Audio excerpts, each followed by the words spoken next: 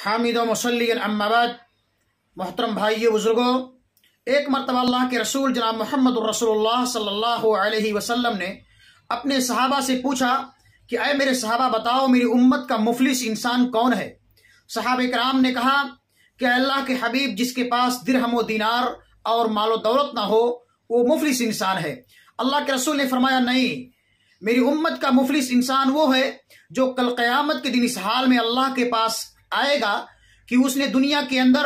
नमाजों का भी एहतमाम किया होगा, सौम सलात की पाबंदी की होगी, ज़कात की भी अदायगी की होगी, लेकिन उसके साथ साथ उसने दुनिया के अंदर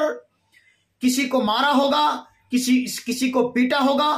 किसी को गाली गलौज दिया होगा, किसी पर बुहतान तराशी की होगी, इल्जाम तराशी की होगी, किसी के जायदाद प्रॉपर्टी को गसब कर लिया होगा।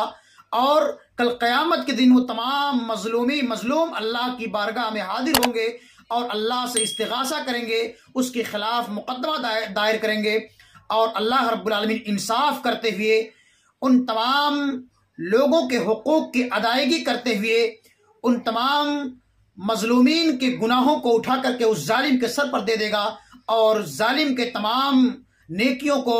उठा करके उन तमाम मजलूमीन के दरमियान तकसीम कर देगा। और जब उस गुनहगार, उस फासिक व फाजिर, उस जालिम के नेकियां खत्म हो जाएंगी, उसकी सौम व सलात खत्म हो जाएंगे, तो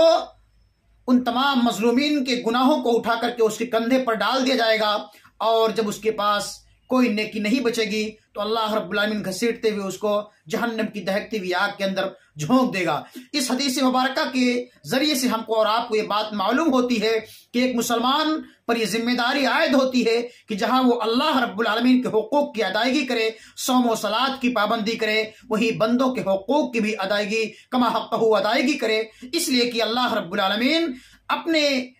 अपने हुकूक में से अगर कुछ कोताही और कमी हो गई है तो हो सकता है कि उसको कल क़यामत के दिन माफ कर दे, लेकिन बंदों के हुकूक को अल्लाह रब्बुल आलमीन उस वक्त तक माफ नहीं फरमाएगा जब तक कि बंदा खुद ना अपने हुकूक को माफ कर दे। इसलिए हमें अल्लाह के हुकूक की साथ बंदों के हुकूक की कमा हक़्क़हू अदा करने की कोशिश करनी चाहिए। अल्लाह हम सबको इस बात की तौफीक अता फरमाए।